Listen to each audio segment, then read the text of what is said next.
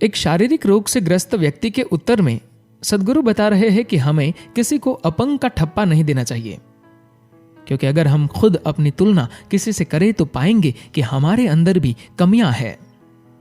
नमस्ते, मेरा नाम धन्या रवि है।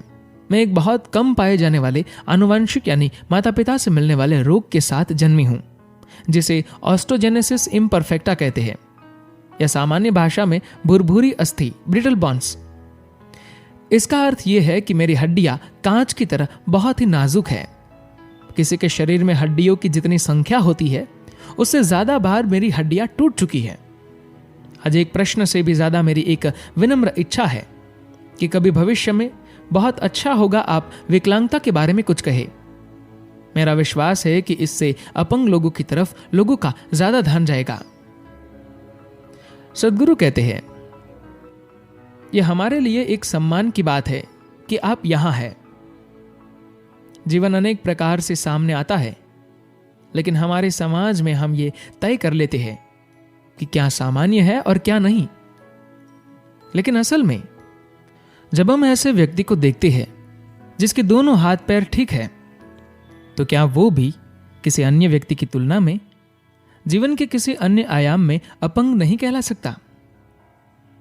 यदि आप उसाई बोल्ट के साथ दौड़ते हैं, तो क्या दोनों पैर अच्छे मजबूत होने के बावजूद आप अपने आप को एक अपंग की तरह महसूस नहीं करेंगे?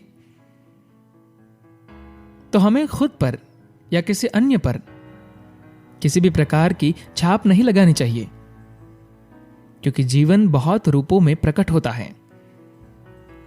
आपको इस बात का सम्मान करना चाहिए और अपनी ओर से जो हो सके वो करना चाहिए, क्योंकि यह एक प्रकार का चमत्कार है। आज सुबह आपने जो इडली या डोसा खाया वह उसी मिट्टी से आया है जिस पर हम चलते हैं, और वह भोजन आपके लिए मांस और हड्डी बन जाता है। यह एक अद्भुत जटिल प्रक्रिया है जिसको हमने दुर्भाग्य से महत्वहीन मान लिया है। इस प्रक्रिया में कुछ चीजें कभी कभी वैसे काम नहीं करती जैसा हम चाहते हैं। तो कभी आपने आप को अपंग मत कहिए। आप एक तरह के हैं, मैं दूसरी तरह का हूं। कोई व्यक्ति यह दावा नहीं कर सकता कि उसका शरीर या मन एकदम परिपूर्ण है। मैं एक तरह से अपंग हूं, आप दूसरी तरह से अपंग हैं। अगर हम अपनी तुलना दूसरों से करते हैं तो हम सभी किसी न किसी रूप में अपंग ही हैं। आपकी हड्डियां टूटती है, यह बहुत बड़ी परेशानी है और दुर्भाग्यपूर्ण है। लेकिन सामान्य कहलाए जाने वाले ज्यादातर लोग अपने दिमाग को रोज तोड़ रहे हैं। वे उसे दबाव, तनाव, व्यग्रता, चिंता आदि कई नाम देते हैं, लेकिन वास्तव में वे किसी न किसी रूप में अपने दिमाग को तोड़ रहे हैं। यह शरीर एक यांत्रिक यानी मैकेनिकल प्रक्रिया है। इसके साथ कभी कभार कुछ चीजें गलत हो सकती है। यह जन्म के समय सामान्य हो सकता है और बाद में इसमें कुछ गड़बड़ हो सकती है, या गर्भ में ही निर्माण के दौरान कुछ गलत हो सकता है। इसका उस व्यक्ति से कोई संबंध नहीं है। इसका संबंध बहुत सी अलग अलग चीजों से है, क्योंकि यह प्रक्रिया इतनी ज्यादा जटिल है कि इसमें कुछ चीजें गलत हो सकती है। लेकिन इससे तय नहीं होना चाहिए कि आप अपना जीवन कैसे जीते हैं। हम शारीरिक रूप से कैसे रहते हैं ये बहुत सी बातों पर निर्भर है, लेकिन हमारे सिवाय कोई भी यह तय नहीं कर सकता कि हम अपने आप में कैसे रहते हैं। कोई अन्य यह तय नहीं कर सकता कि मैं अपने अंदर कैसे रहता हूं। इस अर्थ में देखा जाए तो कोई भी अपंग नहीं है। शारीरिक एवं मनोवैज्ञानिक आयामों से परे जीवन का हर रूप एक सा है। इसके लिए बदकिस्मती से हमें एक ऐसे शब्द का उपयोग करना पड़ता है जो अब बहुत भ्रष्ट हो गया है। वो शब्द है आध्यात्मिकता। आध्यात्मिक प्रक्रिया का अर्थ यह नहीं है कि हम ऊपर देखें या नीचे देखें। इसका सार यह है कि हम अंदर की ओर मुड़े और अपने शारीरिक एवं मनोवैज्ञानिक संरचना से परे के आयाम को छुए। ऐसी अवस्था में आप में, मुझ में और अन्य किसी में कोई अंतर नहीं है। यही कारण है कि आध्यात्मिकता बहुत महत्वपूर्ण है। हम समानता के बारे में चाहे जितनी बातें कर ली, लेकिन जब हम शरीर और मन को आगे रखकर बात करते हैं तब तक कोई समानता नहीं हो सकती। लेकिन जब हम शरीर और मन के परे जाकर जीवन के इस आयाम को आगे लाते हैं तब सब कुछ एक जैसा होता है। अगर ये एक अनुभव मानवता में आ जाए तो आपको यहां एकदम शानदार ढंग से समन्वित, जिसमें सभी शामिल हो, अस्तित्व दिखेगा। इस बात से कोई फर्क नहीं पड़ेगा कि कौन किस योग्यता के साथ यहां आया है। प्रत्येक जीवन के लिए यहां स्थान होगा।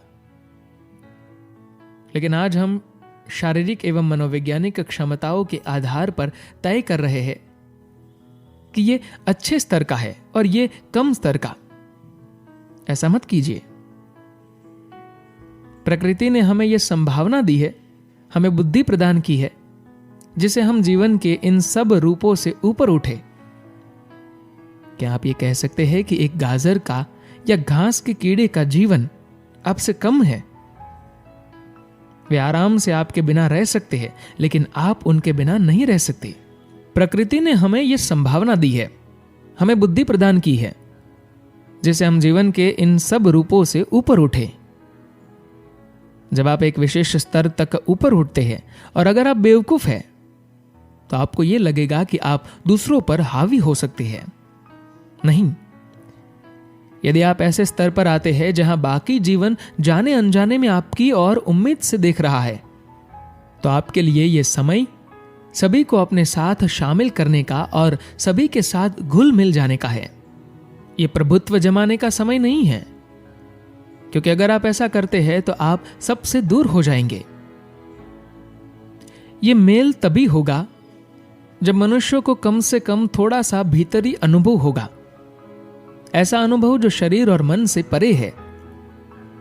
आपका शरीर अलग है, मेरा अलग है। जब तक हम जीवित हैं तब तक हमें ऐसा ही लगता रहेगा। जब वे हमें दफना देंगे तब पता चलेगा कि सब मिट्टी एक ही है। मेरा मन अलग है, आपका अलग है। लेकिन जब बात जीवन की आती है तो मेरा जीवन और आपका जीवन ऐसा कुछ नहीं होता। ये एक जीवित ब्रह्मांड है। प्रश्न यही है कि आपने जीवन के कितने भाग पर अधिकार कर लिया है। यही महत्वपूर्ण है। आपके शरीर या दिमाग का साइज नहीं, आप कितना बड़ा जीवन जीते हैं यह इस बात पर निर्भर करता है कि आपने कितना जीवन अपने अधिकार में ले लिया है। आपके पास इस समय जितना जीवन है, अगर आपको उससे अधिक जीवन पर अधिकार करना है तो आपको अपनी व्यक्तित्व की सीमाओं को, बंधनों को खोलना होगा। आपका व्यक्तित्व धीरे धीरे एक ऐसे पिंजड़े में बदल रहा है जिसे कोई तोड़ नहीं सकता। यदि आप अपने इस व्यक्तित्व को तोड़ लेते हैं, मिटा देते हैं, तो उसी को हम योग कहते हैं। योग का अर्थ अपने शरीर को तोड़ना मरोड़ना नहीं है, नहीं सिर के बल खड़ा होना है। योग का अर्थ है एकीकरण, एक हो जाना। एकीकरण का अर्थ है कि आप जागरूक होकर अपने व्यक्तित्व को तोड़ देते हैं। अब आपके भीतर का जीवन किसी की भी कल्पना से परे है। इस विशाल स्तर के जीवन के कारण हर चीज स्वाभाविक रूप से आपका सहयोग करने लगती है। चाहे आप एक विवादास्पद प्रश्न से जूझ रहे हो, एक गलत माने जाने वाले विषय के बारे में परेशान महसूस कर रहे हो, या आपके भीतर ऐसा प्रश्न हो जिसका कोई भी जवाब देने को तैयार न हो, उस प्रश्न को पूछने का यही मौका है। धन्यवाद।